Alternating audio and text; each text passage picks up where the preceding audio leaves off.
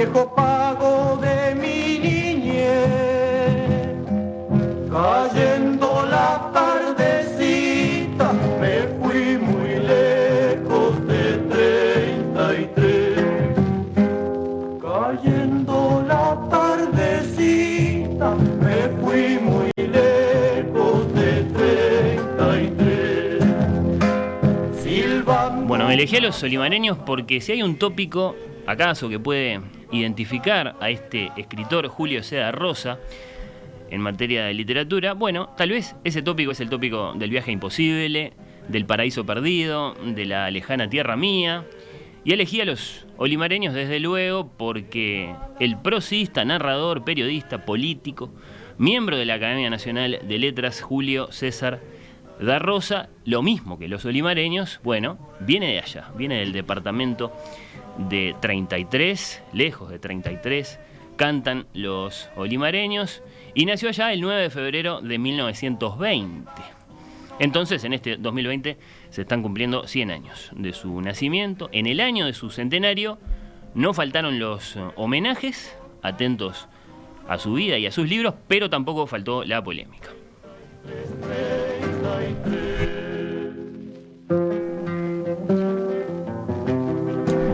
En principio, las celebraciones por los 100 años de otros dos grandes nombres de la generación del 45, Mario Benedetti y Dea Vilariño, bueno, parecen haber eclipsado el recuerdo de da Rosa, siquiera un poco. Un escritor reconocido y admirado por sus detallados y sensibles cuadros camperos, sí, cómo no, pero acaso menos popular que el autor de La Tregua o la poeta de Ya no.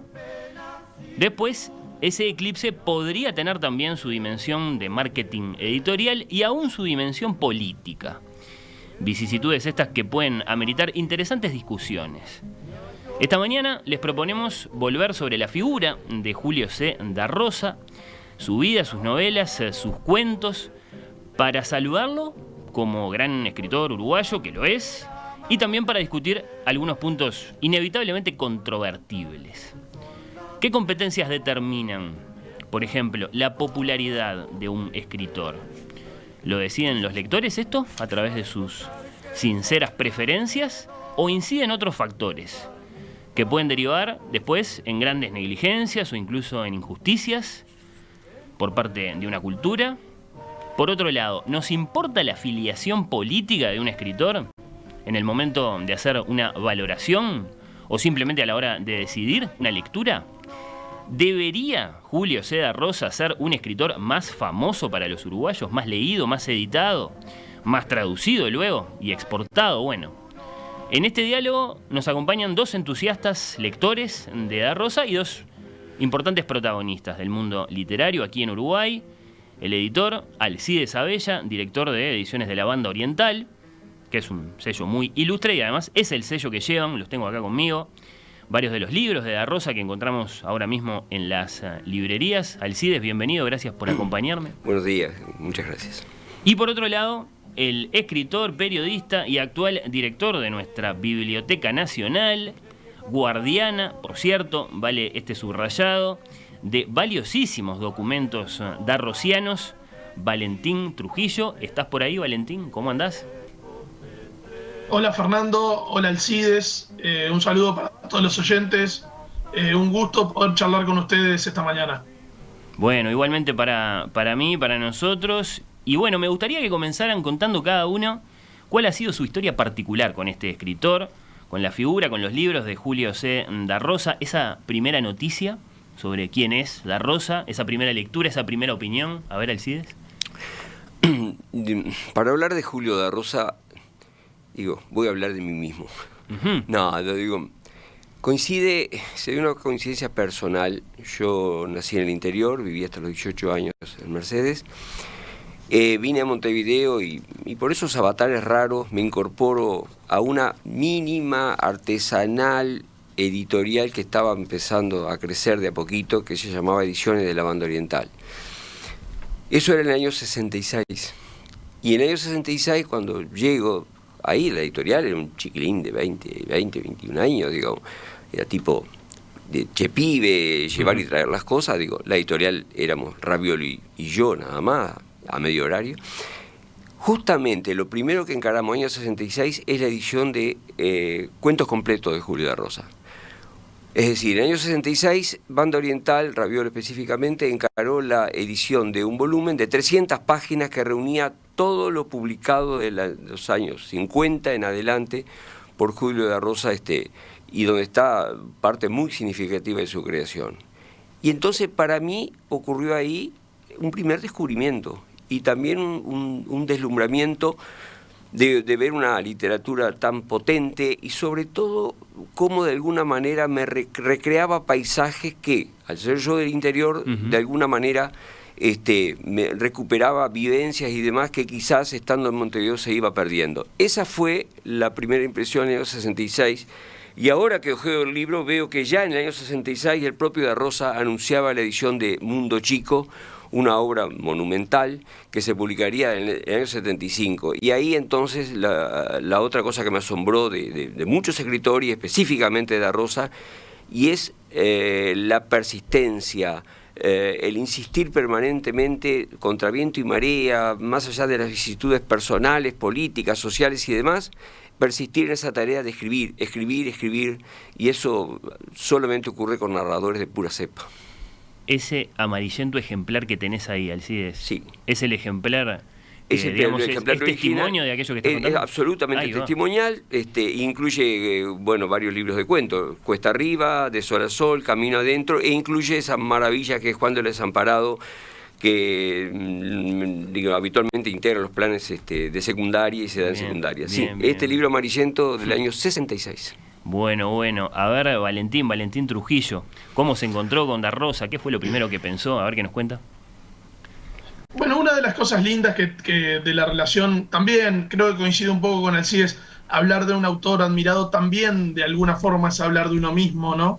Tiene que ver con mi infancia. Yo, como tantas generaciones de niños uruguayos, empecé por Buscabichos, que era la lectura bastante clásica a mediados de la década del 80, cuando hice la escuela, en la escuela número 1 José Pedro Ramírez de la ciudad, del centro de Maldonado, la primera escuela departamental.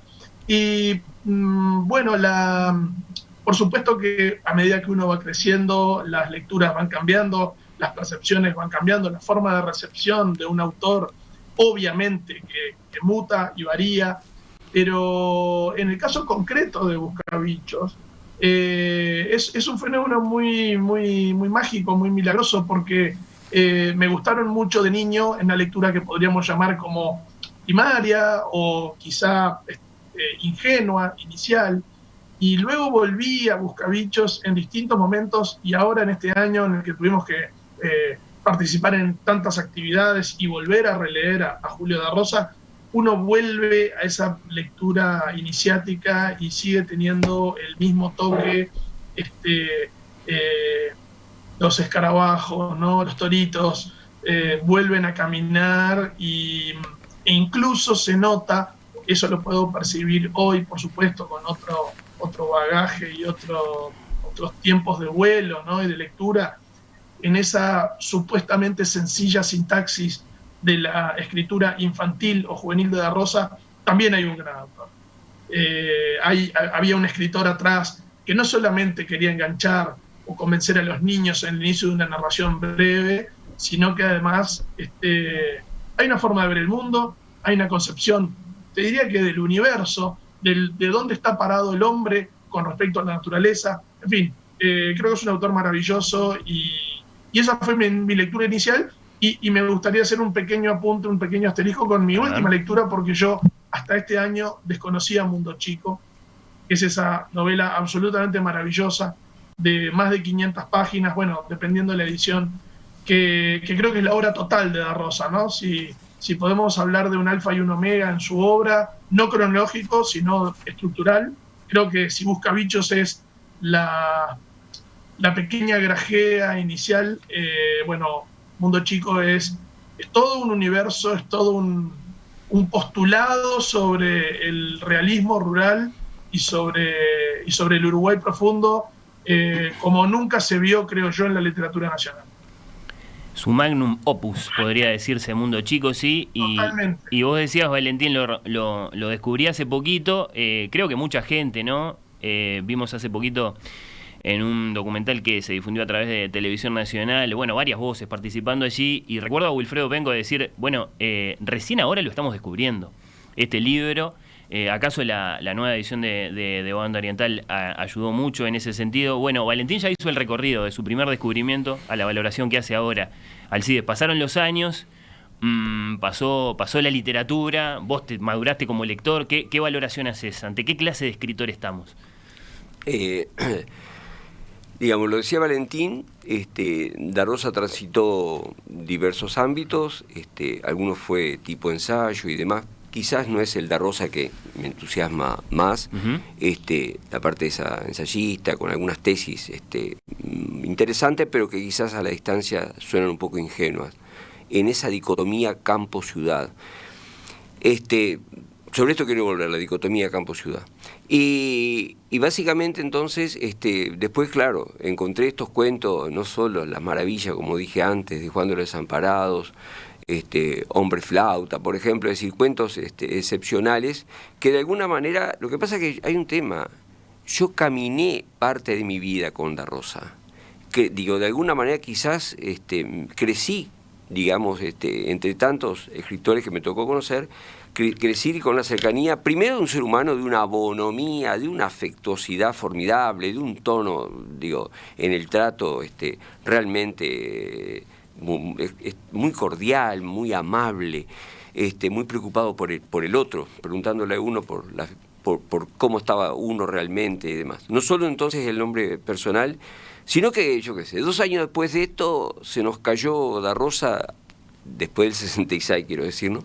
Cae en el 68 con un librito, Ratos de Padre. Ratos de Padre es una cuestión, acá nos fuimos lejos de la narrativa, y Ratos de Padre es un poco es el sueño del padre, no el sueño del pibe. Es de alguna manera recoger el testimonio de esas infinitas, pequeñas y maravillosas cosas que ocurren en el desarrollo de nuestros hijos. Es decir, acompañar a nuestros hijos en esos primeros años, 2 años, 3 años, 4 años. Todos tenemos miles de anécdotas, miles de instantes que de alguna manera se pierden y vaya si nos emocionan y lo disfrutamos. Y Da Rosa un día lo que dijo, esto no se puede perder, lo que estoy viviendo con mi hija y con mi hijo de gurises chico. Entonces se puso a escribir todas esas pequeñas historias mínimas, anécdotas de un padre creciendo con sus hijos, voy a afirmarme en eso, creciendo con sus hijos. Y ese Rato de Padre fue explosivo. Me acuerdo que hicimos 2 ediciones en ese momento, en el 68, fueron ediciones creo de 2.000 o 3.000 ejemplares, tuvo una repercusión enorme, después lo reeditamos 20 años después y no pasó lo mismo, pero por ejemplo el otro día nos llaman unos artesanos porque van a hacer unas tarjetas con ese material de Da Rosa, es decir, después vino las novelas cortas de Da Rosa, después, bueno, por supuesto entre medio estuvo Buscabicho, esa maravilla de texto que decía que él dibujado por maravilloso dibujo de Spallanzani en aquella edición original, pero bueno, después vinieron las novelas, Tiempo de Negro, Rancho Amargo, la obra de Da Rosa fue creciendo, de alguna manera. La editorial Da Rosa creció con la editorial creció con Da Rosa. De alguna manera hicimos un largo recorrido que, bueno, culmina en parte este año con la reedición, junto con la Biblioteca Nacional, de Mundo Chico. Ahí está, sí, acá tengo conmigo un ejemplar de esa lindísima edición, por cierto, que acaso, bueno, propicia que conozcamos esta obra de la que decía Valentín, es su obra mayor. ¿Cuál sienten que es la imagen perdurable de este hombre? Porque, ¿en qué tenemos que pensar? ¿En un exiliado? ¿En un hombre al que le dolía en el corazón estar lejos de su 33? ¿Es el paraíso perdido, preguntado de otro modo, el gran tema de la obra de Da Rosa? Un hombre de campo, devenido, ya con algo de dolor, en hombre de pueblo, y después, mucho peor, en hombre de la capital. A ver, Valentín, ¿qué te parece? Sí, efectivamente, creo que tocas un lindo punto ahí, Fernando. Esto tuvimos la oportunidad de conversarlo con Juan Justino Da Rosa. Recién Alcides nombraba Ratos de Padre y él de alguna manera es uno de los protagonistas de ese libro, ¿no? Juan Justino luego profesor de literatura, fue profesor del IPA, fue crítico literario, escribió ensayos, escribió también en la revista de la Biblioteca Nacional. Y en este año, donde hicimos varias actividades mientras la emergencia sanitaria nos lo permitió, una de ellas fue en la azotea de Aedo de Maldonado, la otra fue en la Dirección Nacional de Cultura, y con Juan Justino lo que hablábamos era eso, ¿no? Cómo en realidad hay como 3 etapas que tú acabas de describir muy bien desde el punto de vista del espacio geográfico en la obra de Da Rosa, pero creo que es ampliable a otros escritores llamados genéricamente del ámbito rural, porque fuera de Montevideo lo que nosotros tenemos es el campo puro y duro, digamos, la narración estanciera, donde podría estar un Enrique Amorín, o Reyes, u otros, y luego también la narración de pueblo. Lo pueblero también es una especie de narración semiurbana, que también tiene que ver con muchas veces las capitales departamentales o las pequeñas localidades. Y luego, por supuesto, la narración más urbana centrada en Montevideo. Lo que comentábamos con Juan Justino es que a lo largo de su vida creativa, la nostalgia fue un gran combustible para Julio Da Rosa. Él vivía aquí, relativamente cerca de donde estoy yo. Yo en este momento, hoy estoy teletrabajando, estoy en mi casa aquí en la calle Osorio. Él vivía relativamente cerca de acá, barrio La Mondiola, y en el fondo de su casa siempre mantuvo una quinta, siempre mantuvo árboles, siempre plantó cosas, y era como una pequeña conexión con ese mundo chacarero que se ve tan reflejado en muchas de sus narraciones.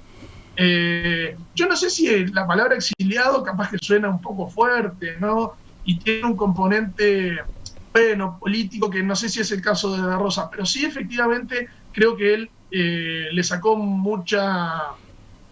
O sea, tuvo una gran cantera, ¿no? Una gran fuente de materia prima en esos recuerdos y en esa distancia que era en kilómetros, porque él en muchos casos estuvo lejos de 33, como dice la canción, pero en otros casos también era un poco mental, ¿no? Era temporal también. Él recuerda muchas veces las anécdotas de la vida escolar, de las escuelas rurales, de sus amistades en distintas secciones del departamento del 33, y bueno, y creo que con esos elementos conforma una obra que es muy sólida, que es bastante coherente, y que al mismo tiempo creo que tiene su evolución interna. No es una obra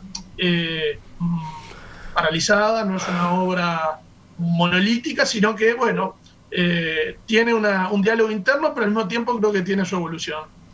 Sí, sí, la nostalgia como motor, decís, Valentín. A ver qué te parece a vos, Alcides. Retomo en parte lo de... Ay, qué lástima me da no tenerlo a Valentín ahí, acá al lado mío, para ya recordarle, por ejemplo, que hace unos 8 o 9 años, en El Observador, un reportaje a Valentín Trujillo y Damián González Bertolino, otro escritor, otro también de Maldonado, ellos reivindicaban el valor de una zona de la literatura que Banda Oriental justamente privilegió mucho, que fue la literatura criollista, gauchesca o criollista o rural. Una literatura que, lo decía Valentín, tiene antecedentes, no solo maravillosos en el siglo XIX, sino que en el XX, bueno, Javier de Viana, sí. Tiene maravillas como José Monegal, tiene algunas maravillas de la literatura rural, que quizás alcanza un punto culminante con Morosoli, Juan José Morosoli, que retrató las vivencias de esa gente que vive en la periferia de los pequeños pueblos del interior. Bueno, lo mencionaste, gran referente de Da Rosa. Gran referente, ¿no? De Da Rosa, sí. Por supuesto. Eso es toda una literatura de un mundo, un universo del campo, que ocupa todo el siglo XIX y todo el siglo XX.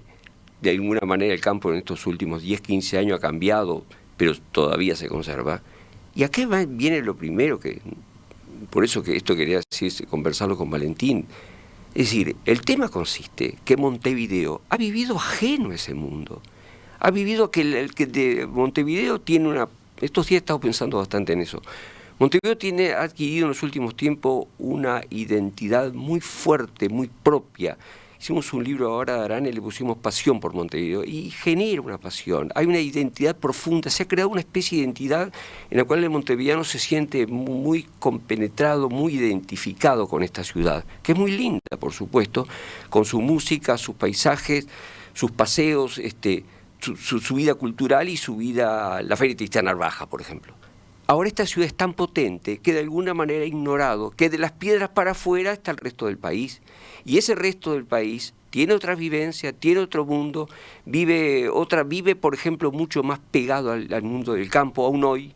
Por ejemplo, este tema de la sequía, aquí era una noticia, en Montevideo una noticia, bueno, que más o menos se oía que había sequía. En el interior es dramático, porque de la sequía vive el camionero, viven los peones que trabajan en el campo, vive el almacenero que de alguna manera, o el tipo de la barraca chiquita que le vende pintura, pero con la sequía todo eso muere. Entonces, digamos, todo ese mundo, que por eso que esto quería conversarlo con Valentín, el tema es que Montevideo ha vivido ajeno a ese mundo y por lo tanto ha vivido ajeno a esa literatura. Y el gran valor entonces de toda esta literatura criollista, y de Da Rosa en especial, es tener una literatura que es espejo e identidad de territorialmente el 98% del país. Me puse la camiseta del interior, pero quería conversarlo con Valentina esto también. Lo que nosotros vemos pero como... es muy cierto. A ver. Alcides, lo que decís es muy cierto, adhiero completamente, pero además, más allá de esa beta muy interesante, porque uno de los grandes méritos de Banda Oriental fue la edición de Morosoli, luego la edición también de Da Rosa, y de muchos escritores y autores que venían de esa beta externa de Montevideo, reunidos sobre todo en el grupo de la revista CIR, a donde también perteneció el gran Eber Raviolo. Pero al mismo tiempo Banda Oriental tenía la suficiente cintura como para publicar a Carlos Real de Azúa y a otros intelectuales del 45 que eran muy urbanos. En fin, yo creo que eso es muy valorable y quizá, bueno, la excusa sería el año que viene, son 60 años, ¿no?, de Banda Oriental, capaz que habría que hacer algo sobre la historia de Banda Oriental. Pero hay algo importante en las palabras de Alcides y que a mí me remite a una lectura que también la tengo bastante presente. Y es aquel, capaz que a algunos les parecerá agarrado de los pelos y un poco irse demasiado para atrás, pero como la historia del Uruguay no es tan larga, yo quiero hacer referencia a un debate que se dio en la época del Sitio Grande, entre un gran intelectual del gobierno de la defensa, colorado, obviamente, liberal, posiblemente masón, que fue Manuel Herrera Lloves, con Bernardo Prudencio Berro, que le respondía desde las páginas del Defensor de la Independencia Americana en el gobierno del Cerrito. Estamos hablando de Berro, blanco, católico, pero eran dos grandes intelectuales y dos grandes cerebros de la época. Y básicamente, adelantándose incluso al discurso de Sarmiento, estaban discutiendo sobre la veracidad o no de los conceptos de civilización y barbarie, que creo que siguen atravesando, quizá no con esos términos hoy, pero de una manera bastante contundente, el mundo artístico y sobre todo literario del Uruguay. Y parte quizás de la propia polémica política que nombraba Fernando al inicio y que se suscitó apenas en un chisporroteo por el tema de Da Rosa, quizá abreve en estas supuestas diferencias o en estos criterios distintos entre lo que significa la ciudad, aquella ciudad letrada de la que habló mucho Ángel Rama, por supuesto, de lo que significa la cultura extrarradio, si fuera de las murallas de Montevideo hay algo digno de tomarse, de ocuparse culturalmente, cuáles son los temas, si todo lo que es de esta cuestión llamada genéricamente y en mi opinión de manera demasiado laxa, interior, es todo uniforme, si es lo mismo lo que escribe Fabián Severo en Portuñol, Olvido Santos, de la literatura fluvial en el litoral, de lo que escribimos Damián González y yo, que somos de Maldonado, de lo que escribe Pedro Peña en San José, de lo que escribe Martín Bentancor desde Los Cerrillos, desde toda la obra que ha desarrollado Espinosa también en 33, ¿no?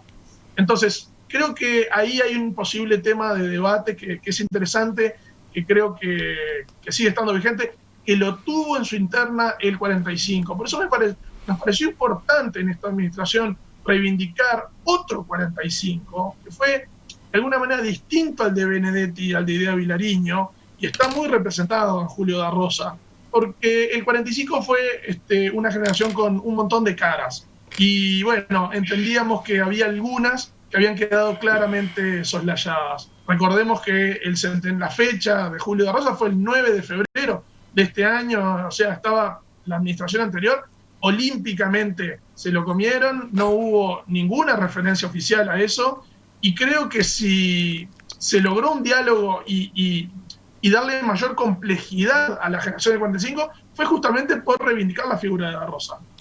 Bien, bien, bien. Lo que para algunos lectores entonces puede ser nostalgia, bueno, para otros puede ser una defensa, porque no, muy natural. Por otra parte, era su mundo del campo, de ese otro Uruguay que es el Uruguay. Estimados, Valentín Trujillo, Alcides Abella, les propongo una breve pausa y retomamos la charla enseguida.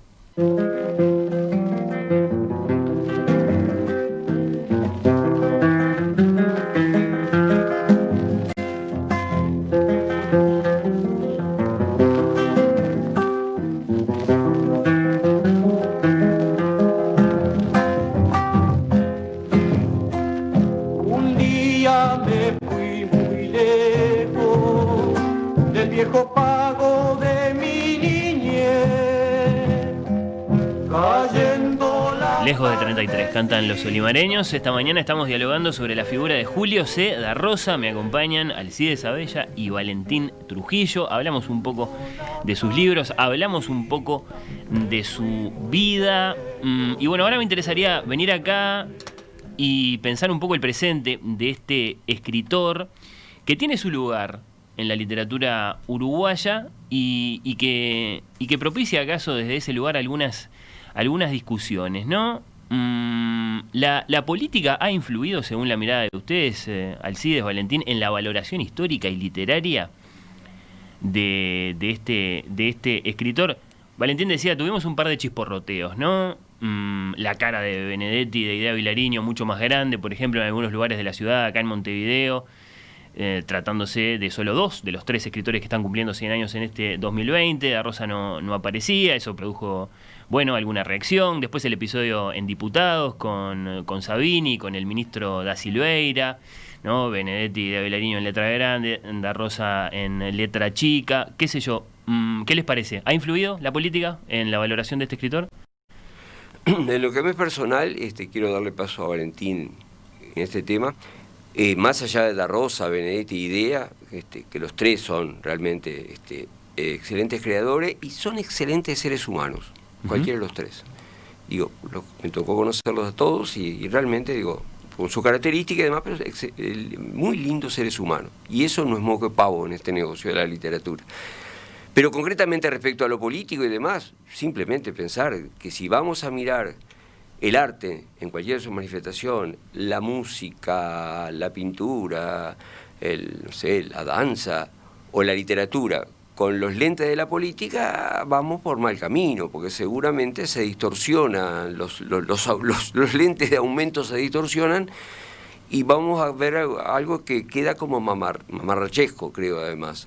Por supuesto que yo personalmente, obviamente, digo, puedo sentir mayores afinidades con gente que representa no simplemente lo político, sino gente que representa una forma de sensibilidad muy especial, que dicho sea de paso la tuvo da Rosa. Yo lo conocí, creo que era un hombre de la 99 en aquella época, después... Diputado por el Partido Colorado. Pero integraba, creo que el grupo 60. de Michelini, el grupo de Michelini, además, muy afín, y me constó siempre que fue un hombre muy sensible a los temas sociales. Y basta ver su literatura para darse cuenta que toda su literatura es una construcción maravillosa de esos temas sociales.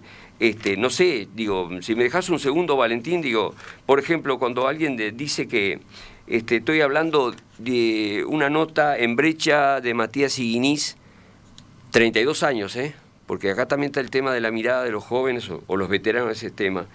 Y dice, digo, que Da Rosa cautiva gracias al trazo contenido, pero al mismo tiempo piadoso, con el que exhibe el desamparo de sus personajes, el sentido vivo de la realidad que construye su decir y finalmente la persistencia en la que a lo largo de los años apresa las relaciones cambiantes y la tensión del sujeto con su medio. Son historias mínimas, hombres de origen humilde que, arraigados en el campo o a las orillas del pueblo, enfrentan como pueden los embates de la civilización. Bueno, esta es la literatura, este es el mundo que expresó Da Rosa. Yo no sé si realmente la mirada política aporta algo. Si influye, decís, estamos mirando mal. Alcides, bueno, a ver qué dice Valentín. No, estoy de acuerdo con lo que dice Alcides y también estoy de acuerdo con una visión más genérica de que los creadores, más allá de su biografía y más allá de lo que hayan pensado o lo que hayan votado, deberían ser juzgados sobre todo por su obra, ¿no? Porque, bueno, conocemos ejemplos muy claros de gente, por ejemplo, que todavía hoy juzga a escritores de la dimensión de Jorge Luis Borges por lo que Borges opinó una vez. Entonces, yo no considero que eso sea demasiado relevante. Lo que sí me parece que a veces influye en la mirada política amplia, digo, más allá de lo político partidario, es que en una política cultural creo que hay que tender a ser generoso, a ser atento, a no ser descuidado y a justipreciar a los autores, porque si no podemos cometer algunas omisiones que realmente no corresponden. Yo, por ejemplo, ¿qué le voy a reclamar a la Intendencia de Montevideo con respecto a la figura de Da Rosa? Da Rosa es un nombre claramente identificado con 33. Idea Vilariño y Mario Benedetti fueron dos escritores intrínsecamente montevideanos, más allá del nacimiento de Benedetti. Entonces, me parece hasta lógico lo que hicieron. Sí le reclamo al Ministerio de Educación y Cultura, porque el Ministerio de Educación y Cultura no es una institución departamental, ni es una institución solamente montevideana, sino que tiene jurisdicción sobre todo el país. En ese sentido, creo que debe velar y debe estar, digamos, consciente y atento a lo que sucede en todo el país, en los 19 departamentos, y bueno, y es por eso que consideramos que... De hecho, se dijo, ahora recuerdo, palabras del ministro da Silveira en el lanzamiento de los 3 centenarios. Recuerdo, fue una mañana muy lluviosa en el Palacio Legislativo, 30 de junio, y hizo referencia a las figuras de Benedetti y de Idea Vilariño, que en muchos sentidos pensaron muy distinto con respecto a esta administración, y el Ministerio de Educación y Cultura, como corresponde, participó, promovió y generó un montón de instancias de homenaje que son más que justos. Así que bueno, no sé si es tan relevante, pero me parece que está bueno igual el apunte, ¿no? Porque para los años que vienen, me parece que ya el año que viene tenemos varios centenarios y otras efemérides redondas, y en los años que vienen también, así que me parece que es una buena cosa que esto se tome ya como una especie de práctica usual, ¿no? Bien. Y después tenemos... ¿Querés agregar algo? Sí, claro. Quiero agregar algo, sí. Valentín, sí, comparto lo tuyo en líneas generales, pero tampoco no convendría bajar, creo, a una cuestión de tipo partidaria, en el sentido que de repente la administración anterior omitió la figura de Da Rosa. Yo creo que no había no hay ninguna razón ni manifiestamente ningún prejuicio con respecto a Da Rosa, no lo hubo. Tú hablabas del nombre de Penco, mirá qué nombre en la administración anterior, por favor, y lo que piensa de Da Rosa. No creo que en absoluto existieron antiojeras respecto a Da Rosa. Sí creo que lo que dije antes, existe la antiojera de lo montevideano, de lo tremendamente montevideano que son las figuras de Benedetti y de Vilariño. Entonces, naturalmente, como todo se decide acá, desde acá, entonces creo que peso eso de alguna manera. ¿No influirá, acaso también les pregunto esto, digamos, lo llevo para este lado? La cantidad de lectores, en definitiva, que tienen unos y otros, ¿no? Es fácil afirmar que Benedetti tiene más lectores que Julio César Rosa. Inicialmente atribuimos después esa circunstancia al urbanismo, a la simpleza lingüística de Benedetti, ¿no? Muy contrapuesta al universo campero y al lenguaje gauchesco de Da Rosa, que puede ser, bueno, una distancia que pone este autor con algunos de sus potenciales lectores? Pienso sobre todo en lectores jóvenes, ¿no? ¿Cómo influye después esa diferencia también? ¿Termina siendo determinante, por ejemplo, en la presencia que va a tener un escritor cuando se lo tiene que recordar? ¿Cuánto influye después? También les tiro esto, y estás vos acá, Alcides, que venís de este mundo, el marketing editorial, la publicidad, que no necesariamente se va a corresponder, desde luego, con los méritos de un escritor. ¿Qué les parece? En 2 palabras, y le paso a Valentín, pero con Benedetti, en cualquier actividad, es jugar y ganar, por supuesto. Digamos, estás hablando de un autor que ya en esos años, hablo de los años 70, los años 80, los años 90, cualquier novela de él se editaba y la venta mínima eran 12.000 ejemplares. Por favor, digo, un autor que de una popularidad infinita, muy bien, muy honestamente ganada por otra parte, porque Benedetti no hizo ningún tipo de marketing para crecer literariamente, simplemente, digo, sintonizó, por una cosa maravillosa, con amplios sectores del público. Y luego, perdón, Alcides, entonces aceptás que luego, cuando llega el momento de los homenajes, esa popularidad, esa supremacía en materia de cantidad de lectores se refleje. Pero pesa naturalmente. Yo creo que y ojo que Idea Vilariño, de alguna manera, sí, pero Idea Vilariño ni remotamente tenía la cantidad de lectores que tenía Mario Benedetti. Pero es muy atractiva su figura. Y en los últimos años, junto creo con todo el tema del nuevo rol de la mujer, tengo 3 hijas, así que por lo tanto agradezco el nuevo rol de la mujer, la figura de Idea tomó un carácter casi emblemático y ojalá fuera más leída todavía, lo que se merece más lectura el caso de Idea. Pero son también muy montevideanos. A ver, Valentín, para vos, ¿qué factores influyen en el lugar que tiene este escritor? La cantidad de lectores que tienen, bueno, el marketing editorial, ¿acaso como un factor también? ¿Qué te parece? Sí, yo antes quería hacer un pequeño apunte para responderle algo de lo último que dijo Alcides. Yo no dije que la administración anterior tuviera orejeras, que también las hay, ¿no? Reconozcámoslo, pues si no sería... Lo que digo es que se olvidaron, y el olvido es otra forma de ignorancia. Con respecto a las ventas, no me parece que un autor, a ver, inevitablemente queda, su dimensión queda determinada si quizás sea proporcional a la cantidad de lectores que tiene. Pero creo que desde el punto de vista de política cultural pública, no podemos quedarnos solamente en una cuestión que en todo caso se definirá por las leyes del mercado. O sea, la obligación de una política cultural pública en serio es difundir y en algunos casos ir un poco contra esa tendencia. Bien, no por oposición, sino para poder promover escritores que de pronto injustamente han sido soslayados del mercado, bueno, por problemas de marketing, porque quedaron olvidados, porque no volvieron a reeditarse. El año que viene la Biblioteca Nacional va a publicar un fascículo, comienza una colección que se va a llamar Vida y Obra, sobre la poeta Ester de Cáceres. ¿Quién lee hoy a Ester de Cáceres? Bueno, casi nadie. Creo que es una obligación del Ministerio de Educación y Cultura promover a autores uruguayos que han quedado también en el olvido. Las instituciones públicas entonces tienen que amplificar la crítica literaria, de alguna forma. Valentín? También, porque además funcionan, es como un pequeño motor.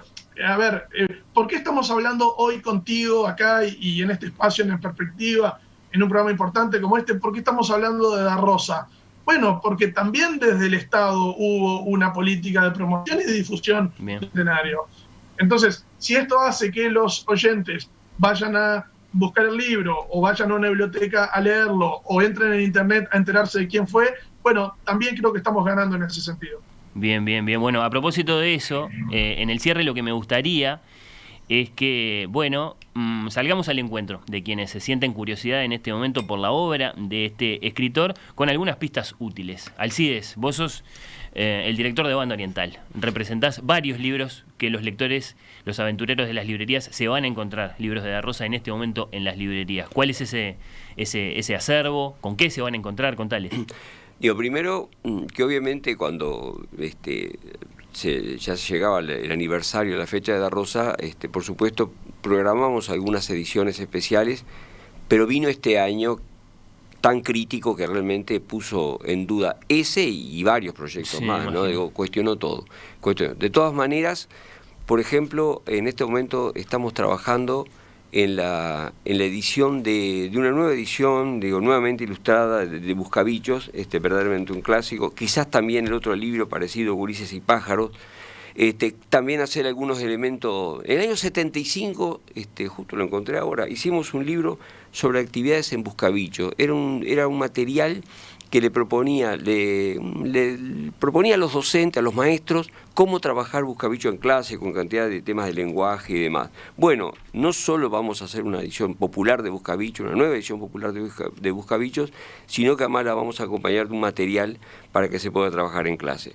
Y lo otro que hicimos, sí... Perdón, Alcides, ¿cuántos ejemplares se imprimen de Buscabichos cuando estamos en un proyecto así? Son ediciones de 1000 ejemplares. Y se reedita permanentemente. Se arranca con 1000 y se reedita permanentemente. Bien. La diferencia estaría en el caso de Lectores de Banda Oriental, que es un club del libro, y ahí se hacen 3000 ejemplares. Somos muy cuidadosos en qué títulos, qué autores van ahí, además, porque hay que respetar mucho la calidad y también saber que el lector puede disfrutar sin problemas del material que le damos.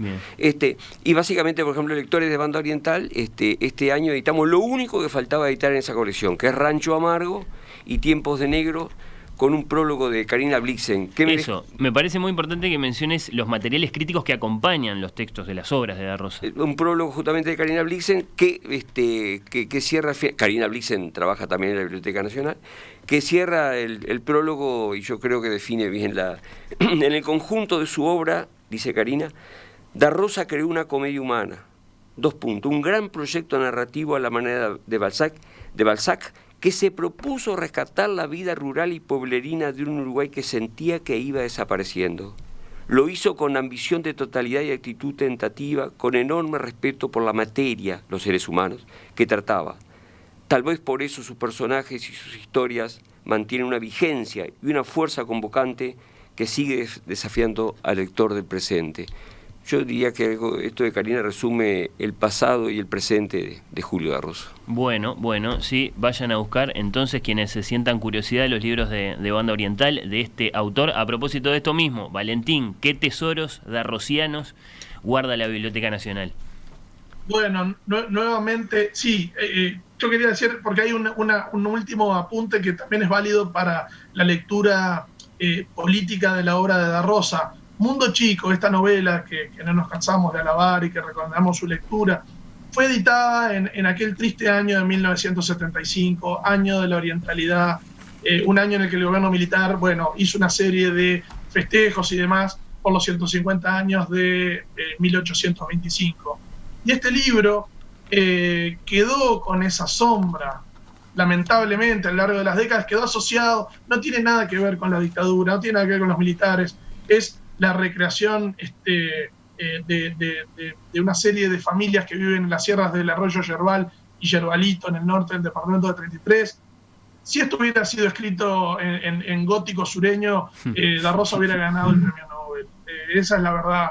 El tema es que nació en Uruguay y la novela no la leyó nadie, pero es soberbia, es una novela que, además recalco algo que recién decía Alcides, el prólogo es de Elena Romiti, también integrante del grupo de investigadores de Biblioteca Nacional, y Elena lo pone a dialogar con las grandes novelas de la narrativa latinoamericana. No tiene nada que envidiarle a 100 años de soledad, no tiene nada que envidiarle a otros grandes narradores de Centroamérica, a grandes novelas de Vargas Llosa o de Arguedas. En fin, yo creo que esa es una obra muy importante. La biblioteca sí, lo que cura con mucho cariño y con mucha responsabilidad es la enorme papelería personal, el archivo literario de Julio Da Rosa está allí. Para que tengan una idea de la dimensión, solamente el índice de toda la cantidad de manuscritos, mecanografiados, postales, cartas, fotos, diarios, tiene cerca de 80 páginas del índice, ¿no? Son un montón de carpetas y esto está allí a la espera de los investigadores que quieran meterse con la vida y obra de Da Rosa. A propósito, este año también salió un ensayo biográfico de Luis Marcos Pérez, ahí se puede recrear las distintas facetas de su vida como escritor, como abogado, como legislador, como como una persona que amó su terruño y contando las historias de su terruño con todo el mundo, ¿no? Es una especie de lugar común, pero creo que se aplica en este caso. Hablando de contar las historias de su terruño, a propósito de Hombre Flauta, que es uno de los cuentos de Da Rosa, parece que hay detrás de ese cuento una historia que recuerda a aquella de Aldo Sarabia y la toalla mojada que cantó Edmundo Rivero. Parece que le sacó la historia a alguien y fue y la contó, y ese alguien después le preguntó cómo le iba con esa historia y si se estaba llenando de dinero con esa historia. ¿La pueden confirmar esta historia? ¿La escucharon alguna vez? No, Sí. no, yo no la conocía. Ah, bueno. Sí, un rumor, me acuerdo que en aquella época se decía como un rumor y demás. Lo que pasa que me tocó de alguna manera lidiar no solo con Don Da Rosa, también, digo, de alguna manera, aunque menos con Rubén Lena, por supuesto mucho con José Mario Valdía, y entonces los territorios tan pintorescos de 33, sí. Todo vale.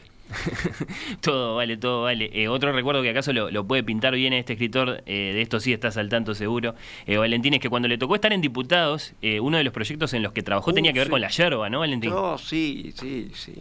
Sí, sin dudas. Él tenía un proyecto para que Uruguay dejara de importar yerba de Brasil y plantara, porque ahí en los arroyos y las quebradas que él conocía tanto, la yerba mate crecía naturalmente. Bueno, esto finalmente no sucedió, pero en todo caso hay una hermosa crónica de Milton Esquinca en el semanario Marcha, donde hace un perfil del legislador Da Rosa y de cómo desde niño él tenía la idea de redactar esta ley. La ley llegó al Parlamento y finalmente no se la llevaron. Yo tendría 25, 26 años, era un gurí grande nomás, y me acuerdo a Da Rosa en persona ir a la editorial y fundamentar que sí, que eso iba a ser una gran producción de la yerba, que se iba a dejar de importar todo y demás, y yo lo miraba como incrédulo. Hoy esa mirada es de incredulidad, pero también de cariño. Bueno, la literatura y otras yerbas, vamos a decirlo así. Ese hubiera sido un gran título. Hemos recordado, hemos saludado, hemos discutido, ¿por qué no?, la figura de Julio C. Da Rosa a 100 años de su nacimiento. Me acompañaron Alcides Abella de Banda Oriental. Gracias, Alcides, nos reencontramos en cualquier momento. Gracias. Y Valentín Trujillo, escritor, director de la Biblioteca Nacional. Gracias, Valentín, también a ti. Gracias, Fernando, por estar siempre atento, ¿no? Y por hacer crónicas sobre lo que está sucediendo en la literatura uruguaya. Ya hablamos en varios micrófonos y siempre un gusto charlar contigo. Un gran abrazo.